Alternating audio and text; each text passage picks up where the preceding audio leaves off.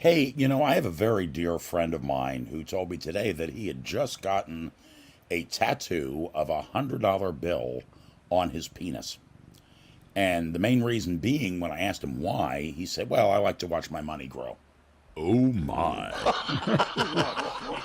Five, four, three. CGP Video Pictures presents Trek Tonight, Season 3. This week, Lower Decks. With your hosts, Christopher Pitcher, Leo Byrne-Janicek, and Keith Jacobson. Tonight's review, Empathological Fallacies. And now live from New York City, Wilmington, Delaware, and Everett, Washington, it's Trek Tonight. Hey Really? there, Trekkers, and welcome to another episode of Trek Tonight. I, of course, am Chris Pitcher, along with Leo Janicek and Keith Jacobson, and we are here tonight to talk to you about the latest episode of Lower Decks. Now, it's a mouthful. Oh boy, You know, I'm not gonna help you with this at all. I think it's empathological fallacies. Yes, empathological. Yeah. Yeah, that's quite a title. So at any rate, we're here to talk about that. In this episode, we see the Cerritos has been charged to transport 3 Betazoid women. Where are they taking them to? I forgot. Oh, to Risa. To Risa, that's right. They're taking them to Risa. Apparently, these ladies are on a little bit of a bender. And because they're ambassadors, aren't they? They are. They came from Angel One, it's a season 1 TNG episode where you get to see Riker's nipple and hairy chest in this sort of like harem outfit,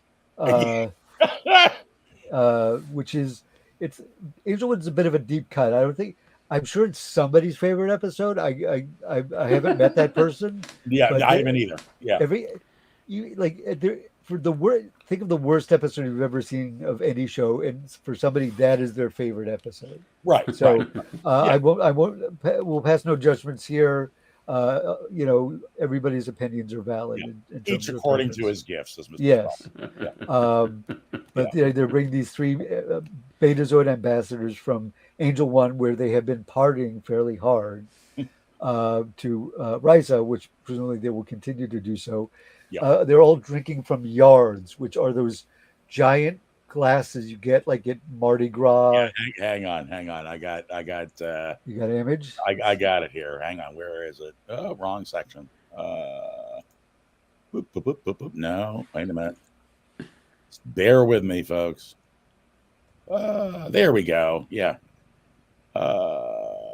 Well, here's some reason I don't have all of them. I don't know why that I selected, but here's here she is carrying them off. Well, on carrying them off to to refill them, I suppose. Yeah, she was given to get another round. Yeah. I'm glad to see that the yard has made it all the way to the 24th century. Yes. But I guess, if a design works, there's no, I'm not sure how you would improve on a yard. Right. If that is your vessel of choice. Yeah. I like the fact that these 3 Betazoids were voiced by, let me make sure that one of them, I want to make sure I get her last name right, but it was Rachel Dratch. Right. And Wendy Malick. Rachel Dratch from SNL. Wendy Malick, you remember from Just Shoot Me. Right. And the last one, I'm just scrolling through my notes here. There they are. There you go. Is okay. God damn it. No, that's okay. You can't find it. That's fine. But she's one of the leads on what is that show on ABC? And I really sound like an idiot today. But That's all right. Yeah, Craig Lubin is here. Yes. He says, hello, gents. I'm just lurking in the neutral zone, waiting to ambush my Federation ships that are ready to enter. Wahaha. Yeah. Yeah. So at any rate, so just to summarize the plot, so they come aboard and they want to keep partying, and they ask if the Cerritos has a bar, and of course they're directed to the bar. And the captain is trying to really entertain them and be very kind, and because they're ambassadors, so they'll go to the bar, and then for some strange reason, everyone in the crew just starts to act wacky. They're all partying, they're all very emotional, they're very sexual, all this crazy stuff's going on, and that's sort of the A plot. Trying to figure out why is that happening. Because clearly they're not behaving themselves. Is it something that the Betazoids are doing, or not? And that's a reference back to a old episode too. Yes, because there is James that happens to older Betazoid women where they start to project their emotions on everybody. And then your B plot is Boimler, who is so obsessed with becoming his role as a Lieutenant JG that he feels he has to know every crew member. And he has to know all this stuff. And he ends up going to try to hang out with the security guys to see if he can learn something about security. And when he gets brought in by Shax, it's all things like reading poetry and playing card games and stuff like that. So that's... By the way, I have a transcript of the poem. It's very short. Okay. We'll slam poetry. Okay.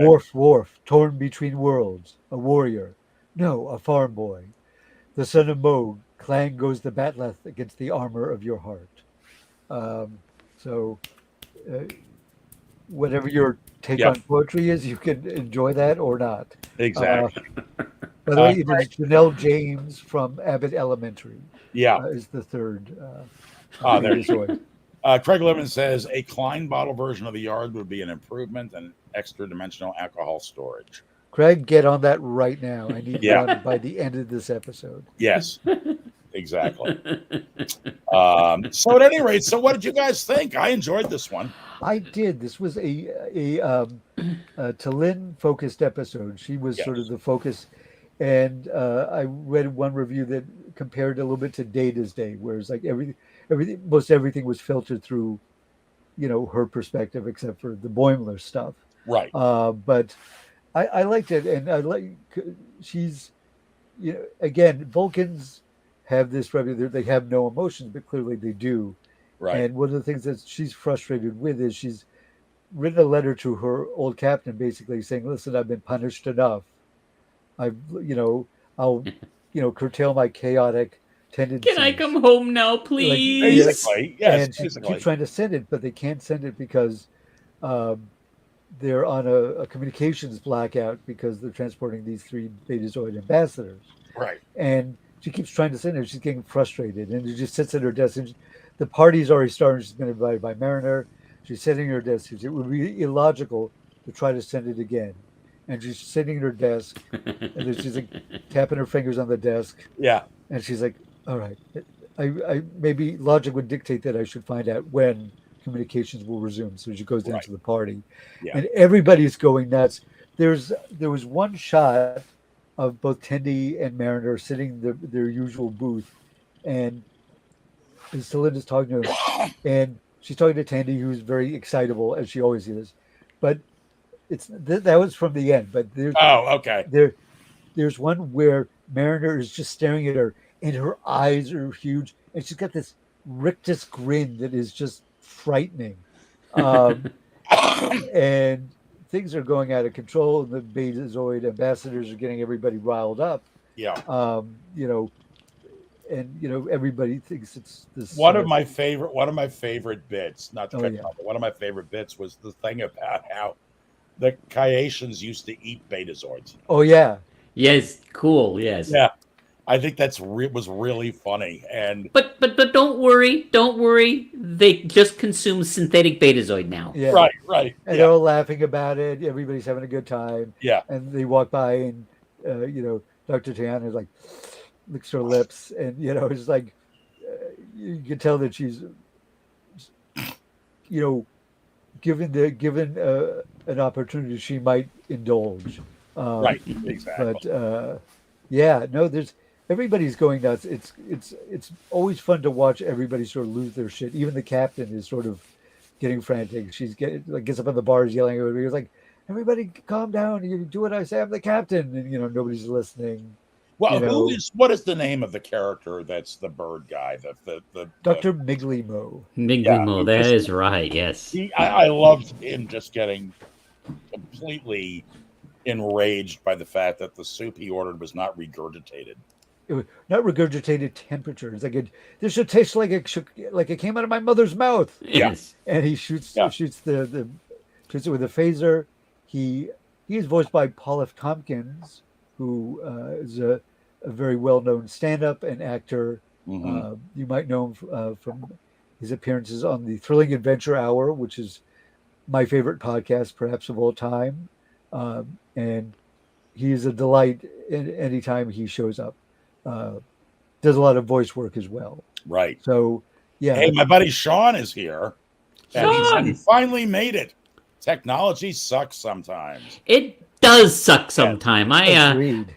I had a Miglio moment with the cheap ass mouse I plugged into this computer earlier today. So let's just say that mouse is now in the garbage. Oh yeah.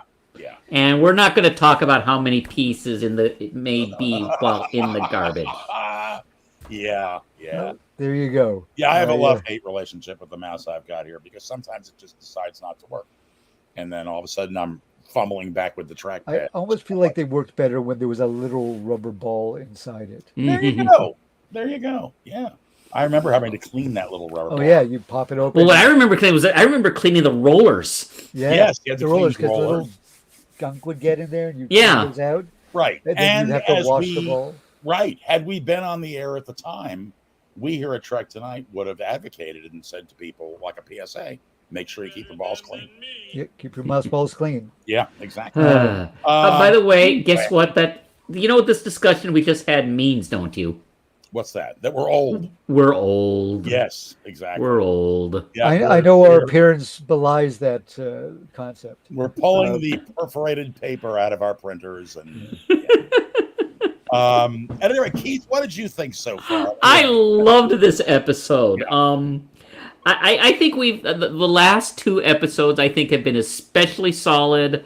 I really loved all the character development we got in this show. We got to learn so much more about T'Lyn, and I remember you specifically, Chris, talking about how she didn't seem very much like the wild and crazy creature that we saw when we first saw her. But I will still argue that she always was that character, just as when you compare her to the rest of the Cerritos crew. Sure. She comes across as reserved. That was what my thought was at the time. I was saying, is it just because of where she is now? Yes, it is. But again, I think we got some great stuff in this episode. We did get some great stuff. Yeah.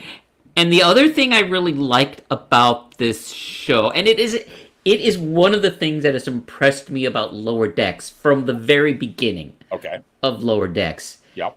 And I'm pretty sure I've said this before, and I'm going to say it again because I have one good idea, and God damn it, I'm gonna hammer down on that good idea. Yeah, there you go. Every time we have a comedy about Lower Deck style people, whether that's enlisted people or management or the officers or where it is, they're always portrayed as morons. Right. they're not in this show. They're portrayed, maybe, these lower deck people don't understand. Maybe maybe the management officers are doing something stupid or whatever, but they are still portrayed as competent, caring individuals, which is not something you typically see in a, style comedy like this. Where I'm you've gonna go got on record. one status and Yeah, I'm going to go on record, Keith. I don't think I've ever heard you say that. So that's well, actually a new idea, because I think you're right, and I think that it is a nice thing. We always say, "Oh, Lower Decks is a love letter to Star Trek." mhm. It's poking fun, but it's doing it with heart. Blah blah blah blah blah. But you're right about that. These are no Gomer Piles. No. Yeah. These are they are Starfleet officers, and they do know what they're doing. They may go about it in an inexperienced way, but it's understandable because of their position. And as a matter of fact, one of the things I remember from last week that I loved so much was Tendi all of a sudden realizing, now that she's a lieutenant, she's not swamped with work and she can actually finish everything. Yeah. That was funny. I mean, where the thought occurred to me was in the B plot, essentially, where, you've essentially got Shax looking out for the mental health of Boimler. Yeah. He's as our friend Mr. Janicek has there, he's a holistic security officer. Yeah. Right.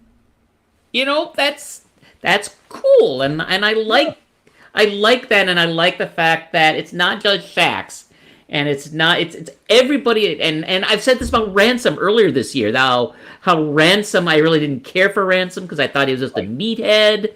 Right. Now all of a sudden I'm recognizing, well, there's more there than I thought. Yeah, there's more to him than that. Mm-hmm. Yeah. Yeah. Although that was a funny little bit when at first I forget which one of the ambassadors. I don't know whether you ever really learned. I mean, they said their names, but I don't remember.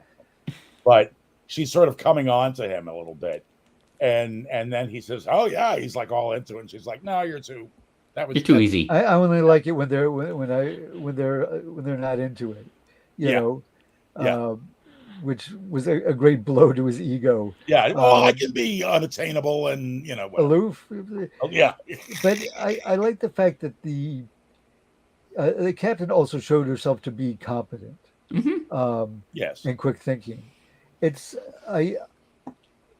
as much as a California class ship is not like, the flag will never be the flagship of the Federation. Right. But I don't think they'll put you in command of a whole ship if you're not, competent. Right. I mean, I'm sure there are countless examples of people being promoted in the military beyond their capacity.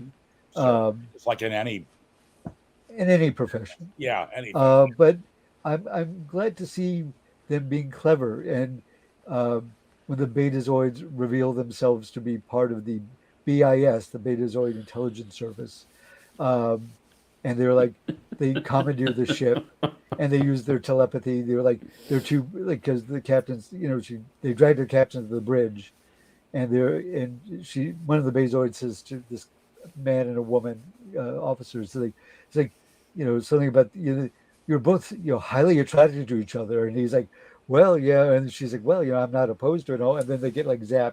Then, by the way, their weapons were their lipstick cases that telescoped out into sort of stun batons. But here's a question for you guys now, because this wasn't clear to me. Again, watched part of the episode at 2:30 in the morning because I, as an old man, happened to wake up to have to go pee, and watched part of it and thought, no, you know what? I'm going to save this for the morning when I'm more awake. And then I rewatched it from the beginning in the morning. But I wasn't clear on what their mission was. Were you? Because they had a mission and they were undercover, but I wasn't really. I don't think we ever got told. Well, I think we. Right. That's my point. I think we were, but it sort of was like thrown away because they're talking about missing ships in this area of space. Which is and at the end. So you're referring to the ending where they give the captain the image of the ship that's been blown. Yes. Yeah. Okay. And they're hunting for clues, but because they're ostensibly these sort of like MILF, party ambassadors. Yeah. They are, they're all, but that's just their cover. Although I'm sure they also, you know, have fun. I like seeing Betazoids again on the show. Sure. It's interesting because they had a disruptive influence a little bit, much like uh, Loxana Troy does every Right. time she showed up on the Enterprise. Right. Um, so it's I like seeing them, and I like the fact that well, they actually have to make an effort to read their mind because Loxana would just like seem to be like, oh, Jean Luc, Yeah. such thoughts, Yeah. and half the time I don't know if she was just. I think she was making that up half the time. Yeah, I think you may be right. Yeah. But it also seems highly unethical to be reading somebody's mind without their permission. Um, uh, you know, especially on a ship where you're supposed to be a guest. Um, but there was, yeah, I enjoyed them. I liked, they were one of them bought a hat on Angel One says it's got to be Romulan 8 o'clock somewhere. Yeah. So, fun little, not really an Easter egg because we've never seen that No. before, but a fun little reference. I feel a little bit like there are last couple episodes fewer Easter eggs and more direct references. What do you think of that? Maybe this one didn't have a lot of Easter eggs that I saw. Yeah. But I like the fact that those blue aliens. There's Murph, Big Murph, and Sleepy Murph. Right. Which I'm wondering, is Murph supposed to be like Smurf? Like, are they all good? That just occurred to me right now. I bet they are. I bet they are. They are. You heard it here first, folks. Yeah, Sean says he thought the mission was the kitty was going to eat the kitties. Yeah. No. Yeah.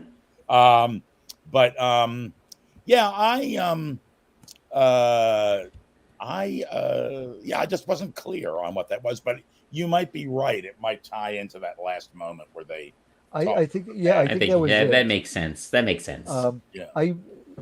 Let's talk a little bit about the B plot where, Boimler thinks he's getting like special like security training, but they're doing puzzles and having snacks, and he's like, oh great, he has a box where it's like you must choose one of these two security challenges. One's a puzzle. I think of Malcolm Reed from Enterprise. Yeah. And the other is a tarot deck. He's like, oh, wow, 2 challenges. He's chosen both. Yeah. And then Shax is reading his tarot, and he says, this is the invasion, but do not worry. He says, that means rebirth. And he goes, oh, they all mean rebirth. They all kind of mean rebirth. Yeah. I liked that, and I also liked, now it went right out of my head. Let's see, we were talking about the poetry and all right, it'll come back to me. Yeah. But yeah, I thought that all of that stuff was fun. Oh, I know what it was. It was doing the charades. Yes. And the idea that Boimler was he instantly got it and he was annoyed. Yeah. It's Odo from Deep Space Nine. Yeah. And if you think about if anybody would, as much of a Starfleet nerd as Boimler is, if anybody would win that charades, it would be Boimler. Of course. He was it was great. I also love when he gets excited and he like jumps up on Shax's sort of shoulders. I got you. And he's like, yeah. And he's like, really, Shax is super good natured about it. He basically reaches up and picks him up off his shoulders and puts him down as yep, you got me. And it's funny because Shax seemed to like always be on the verge of going berserk like in the early seasons, but we're getting to see the more sort of caring aspect. Although we kind of saw that when Rutherford joined the security department briefly, and I love the fact that Shax still calls Boimler Baby Bear, like he's still like under his sort of guidance. Yeah. But and you have to remember that the episode with the automated the Texas class ships. Yes. Mm-hmm. Buddy Sean's from Texas, and he didn't see that episode, I'm pretty sure. But the Texas class ships that were attacking everybody were Boimler's the one that yelled at everybody to say, listen to Shax. He's got a great idea. So they do have a bond. Of course, Shax always say, eject the warp core, Yeah. And which I was going to actually just... Shax, I personally think my headcanon is that Shax right now is a fulfilled individual because he got to eject the warp core. Oh, sure. I think that's part of it, and I think his relationship is unpredictable as it is with Dr. Ta'ana, is fulfilling something in his head. And when he catches her, because the red alert goes off at some point, and he gets all the security guards. And, they're all running down the corridors with phasers and phaser rifles. Yeah. And Boimler's all kind of excited. And he's falling behind. He's about maybe 10 or 20 feet behind them. Like panting. And they come around a corner, and there's Dr. Diana like trying to scratch away into one of the rooms, and she jumps on him, like on his arm, and she's like gnawing on his hand, kind of the way your cat might do sometimes. Yeah. Often.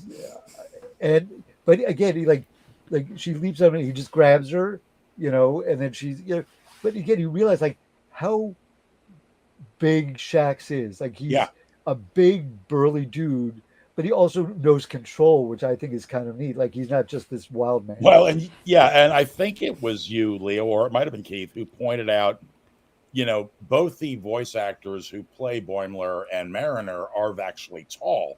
Yeah. And so the idea was, how tall would the live action version of Shax be? Yes.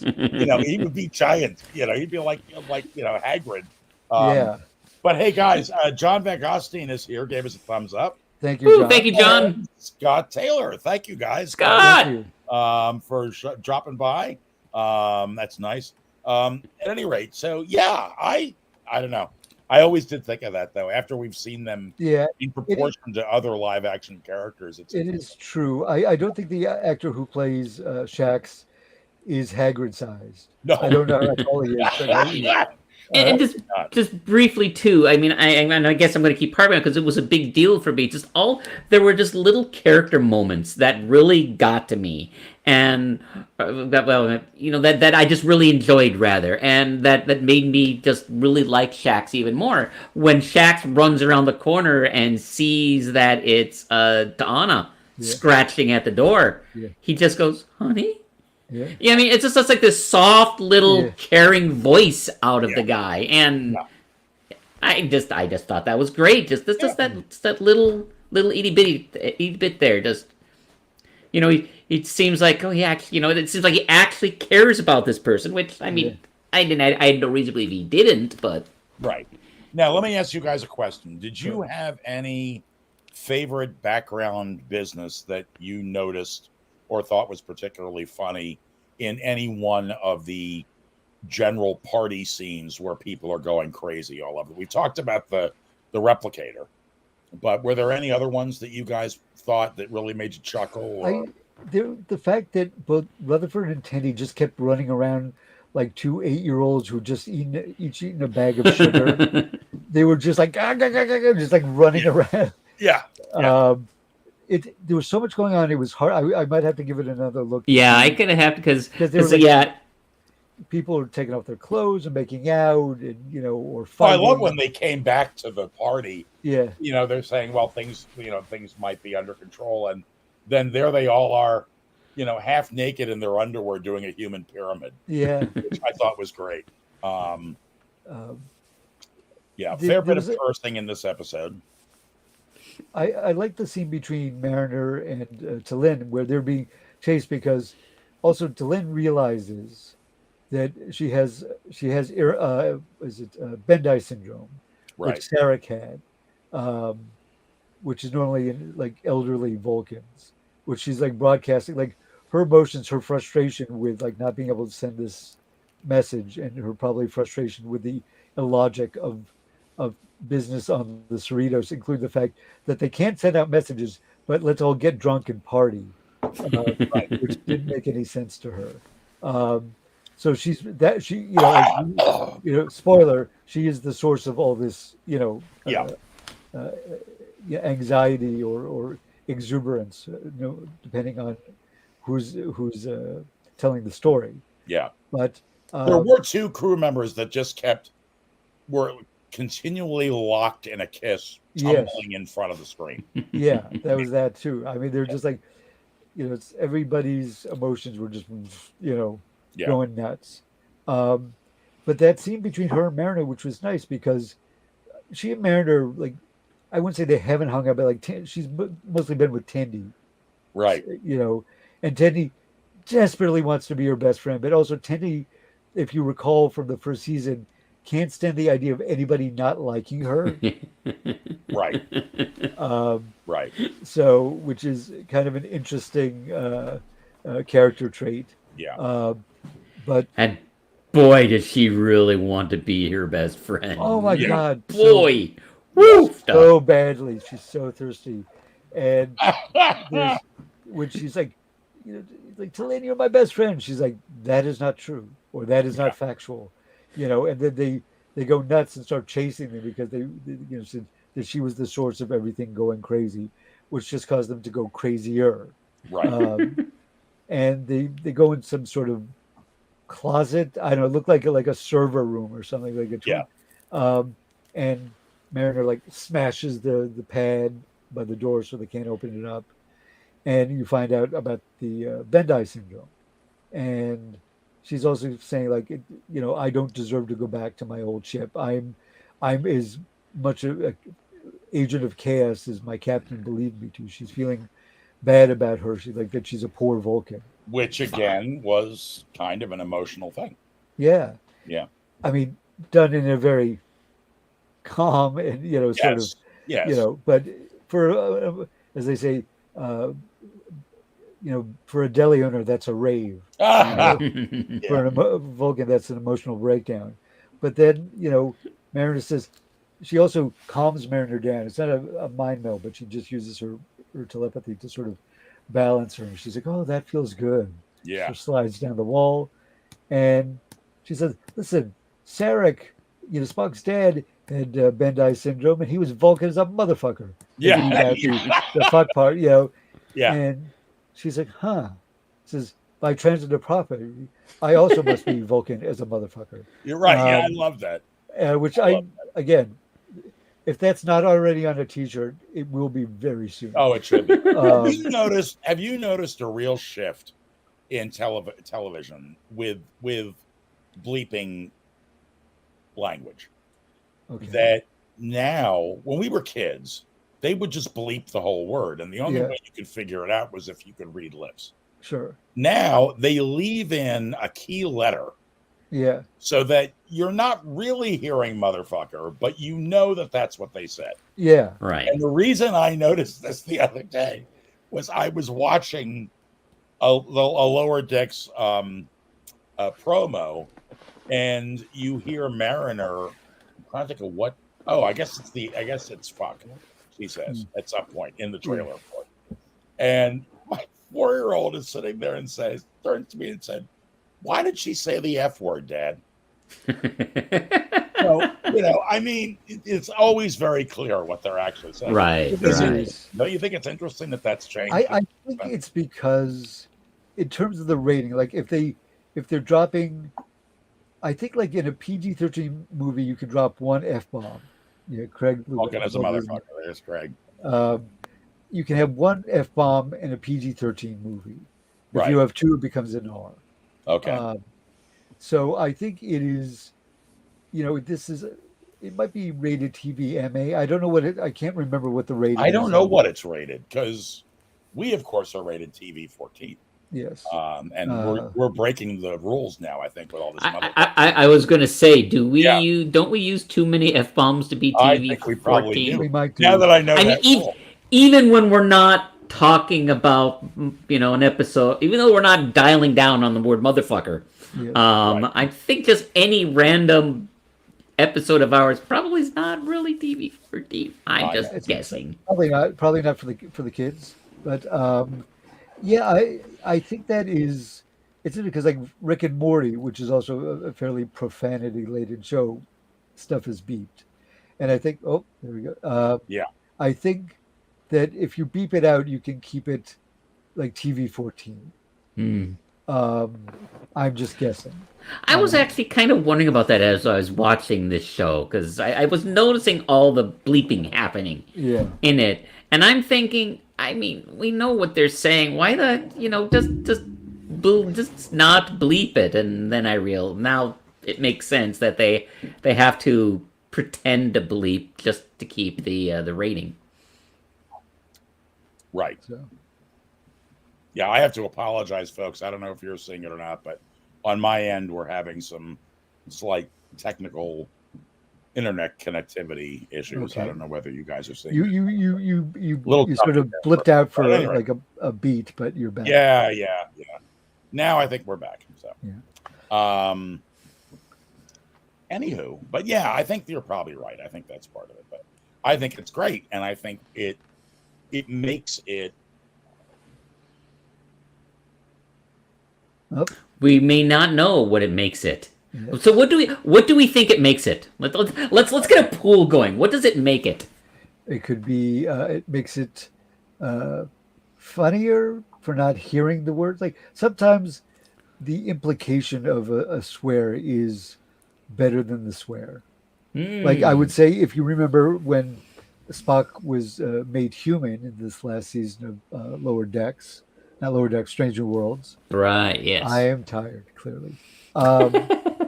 But like he feels his ear and he goes like, and he starts to go fa, and you don't hear the rest of the word. Yeah. Nope. Yeah. Chris is there's an ion storm somewhere in the vicinity of northern Delaware. Clearly. What are your thoughts, Keith? What do you think it makes it? Okay, what does it make it? I think it makes it so that we're all going like me and going, why the hell did they just say it? They should have just said it. That's what I think. So, are you back with us, Chris? I hope so. Yeah. I'm clearly there's something going on weather-wise in Delaware, and I know that I don't know. Yeah, do you know? I'm asking the crew back here. Anything? Okay, because my camera keeps cutting out. And I think it's going again. So, yeah. Anyway. Ion storm? That's my guess. So, whoops. Ooh, well, okay. there we go. So, it's our show. Great. He left the monkeys in charge. This is what could go wrong. What did you say? I'm trying to read your. This is not. Oh, mine says not brutally efficient. Because at one point, when Mariner is giving Lynn her pep talk, she's going, "You are the most brutally efficient and emotionally distant officer I've ever seen." Yeah. Well, I'm neither emotionally distant nor am I brutally efficient. I'm about as not brutally efficient as you can possibly get. Fair enough. But yeah, I quite enjoyed this episode. It's interesting because it was a fairly straightforward episode. It was kind of a bottle episode in that it was all on the ship. Mm-hmm. But I like the guest stars. Wendy Malick, Janelle James. Did I say that right? I'm always apologize. I'm getting around from Abbott Elementary, and of course Rachel Dratch of SNL, as I said before. All really great voice actresses, and I loved their whole thing. There's when they're telepathically talking to each other, they know something's up, and they're like, no, they don't know anything, and you're like, well, what's going on? But also the fact that when they take over the bridge, they want to bring the ship directly back to Betazoids to check things out because they think something's going on, and which is going to bring them through the neutral zone. And, the captain's like, you don't know that the Romulans will blow us apart. She's like, well, you should have thought of that before you tried to lock us up. Is that how that logic works? I don't know. Maybe it's how it works. Whether it does work, of course, is something else. But yeah. It's weird that Chris is not here. But so let me ask you what What were some of your favorite moments in this episode? Well, I kind of already touched on a lot of them. 'Cause, well, I know there were funny bits Yeah. that laughed, and the only and I do remember laughing several times, but the only one I can remember is when Miglimo blows up the Replicator, yeah. replicator. Thought that was hilarious. But for me, it was all the little moments, what I've got to call the little moments, where we got to see, especially Shax. Shax stood out to me Yeah. as being a caring security officer. Yes. And I really liked those moments. I liked when Boimler jumps on him and goes, "I got you now," and he goes, "Yep, you got me." Yeah. It was funny. Like when it, like a little kid like jumps on their dad and he's like, yeah, "I'm wrestling you," and you're like, "Oh boy, you sure are." So. Oh, look, we got to be respectful now. The head monkey's back. Yes. Hey, listen, this monkey could hear everything. I just couldn't get on camera. So I had to switch. Shit. I had to switch off my good camera. You mean you heard what we were saying about you? Oh yeah. Oh God. I had all to. Jokes. Yeah. Just, And you know what? And it's all true. yeah. That's which is funny. I was thinking of something. Well, I can still get a word in. Yeah. I had grown about a week and a half's worth of beard. Okay. And I thought to myself, do I leave it in there? Because I'm thinking about having the beard for the wintertime. Or do I shave it and wait till we're done with this and then grow it in? Because I didn't know whether I wanted to represent myself as a grower or a shower. But hey. So you I should decided have to saved that for the opening of the show. I could have. Yeah. So anyway, I think Keith, you were talking about.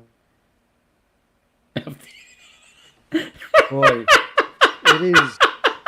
it is a rough night in Delaware, isn't it? It is a rough night in Delaware. There you go. Hopefully he'll be back momentarily. Let's. I like the fact this was episode 5, was it not? I believe it was. Yes. We're halfway through the season, which is always like, there you go. He's looks frozen in place. At least he didn't have a terrible experience. So we're halfway through the season, and they're now sort of folding in this rogue alien ship that is destroying or kidnapping people across this sector of space. Yep. They're sort of escalating that plot element now. What are your any thoughts on where this is going to go? I really want more information on that because I don't know that I have enough thoughts yet to speculate beyond the speculation you gave us, a few weeks ago about it being Boimler clone. I don't know why I am getting such a big chuckle out of this, but I should be going, oh my God, this is terrible. I feel bad for Chris, but no, I'm just finding this hilarious every time. I don't know. I'm a bad person. Well, he can still hear us apparently. So yes, Chris, that's right. I'm sorry, Chris. I forgot. Yeah, I'm sorry, Chris. It is a rough noche at the Casa. It ain't fucking funny to me. I gotta tell you. Hey, what can I say? I am not Shax. I'm taking pleasure in your misfortune. Apparently, I'm holistic view of things. Yes. Well, you gotta laugh. Because, or you can throw your mouse across the room like I did earlier today. Okay. We can't hear you. You're frozen. All right. I'm so sorry that this is happening. I am too. I'm not finding this funny at all. It's not funny, but yeah, I know. Okay, seriously, I can see how this would be frustrating. Speaking of someone who threw his mouse across the room earlier today. You and I had even when we were trying to game online, and it kept crapping out on me, and I was just like, "You is." Gino! Oh! Yeah. Sean says to tell Gina to stop unplugging you. And Craig says I should stop hacking. They should stop hacking my thing. Probably should. I don't know. So what do you? I don't know how frustrating this is for other people. You know, It's. I'm I'm just sure wondering it if is. we should run a show. Well, I think we're getting close in. If you can, you just like if you're having problems with the camera, and I know this is is generally a visual medium, but you could you speak without us seeing you because it feels weird when you freeze and we can't see anything. Can you speak? Yeah, maybe just turning off your camera would save enough bandwidth that you could at least stay on the air. Could be like Orson Welles as his voice Yeah, in the radio darkness. drama. Yes. Yes, this is I can't slip into my Orson Welles. That's a very specific impression. But any thoughts on this? Now we're halfway through the season, as I said, and the plot. I don't. Okay, no, That's new. that is new. You're dominating the screen, like Ha! It's all me. getting a lag somehow. I don't know why that's happening, but I didn't expect you wouldn't think I did. Um, any thoughts? Time I like. Okay, I feel bad. I know you can hear us. I know. But when you come back, any thoughts on what's going on with this mystery ship? This isn't working. Let's see here. Do you Well, we are close. We're fairly. I mean, we've done about 45 minutes, a little over. So if technical, gremlins or bedeviling you, we might, wrap it up if you are. Yeah. Yeah. Yeah, I know. I mean, I know I'm laughing here, but I do feel bad because I know how frustrating this can be. It is very frustrating, I'm sure. So, technological snafus, especially because they don't seem to be based on anything, are maddening. It's like I punched in all the things. Why isn't it working? So, but Chris, yeah, this is your call. I know you're feeling frustrated, understandably. Your picture's good now. We can hear you. Okay.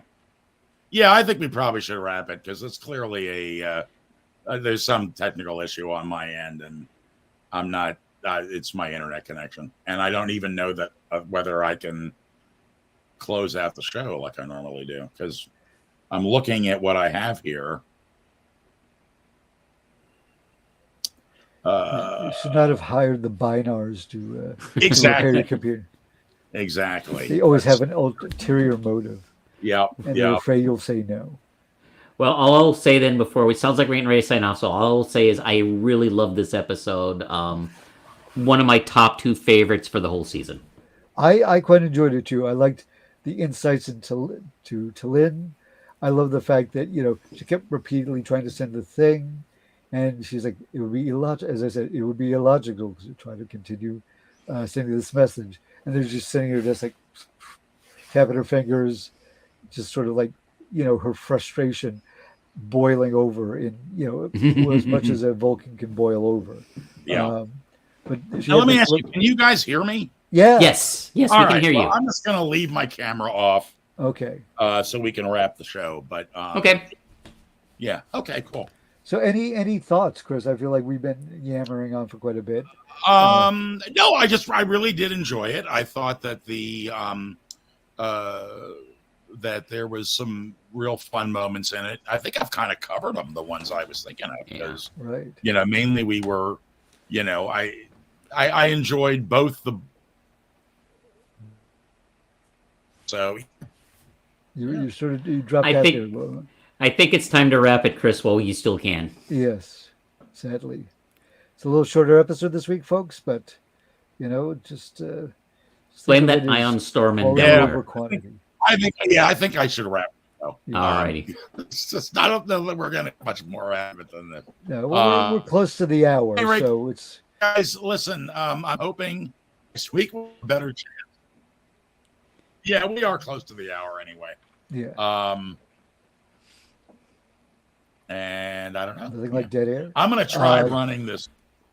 Yeah, I'm going to try running this end and see what happens. Keep my, fingers crossed. Walking fingers crossed. Ooh, I don't think I could do that. I think I'd hurt something. I think I'd break something. Can I do that? I don't know. I don't think I quite have it. I think I'm surprised I could do it. I'll be frankly, it's a new move for me. I mean, just do it and then cross the first two. Yeah. Now, can I do it again? Yeah. Just bring your small finger at the ending. Top of the. I guess I sort of have it. Yeah. You look a little like you've got some kind of like bone disease. I do. I'm going to stop doing that because I don't want to disturb people. I'm going to disturb people. Yes. Something's happening. Something is happening. Something is loading slowly. Yeah. It's like the opening credits. I think that's the opening, yes. Yep. Yep, that's the opening. But you know what? We can use it as a closing as well. Yes. Thanks everybody for coming out and watching this rustic style episode of Tonight.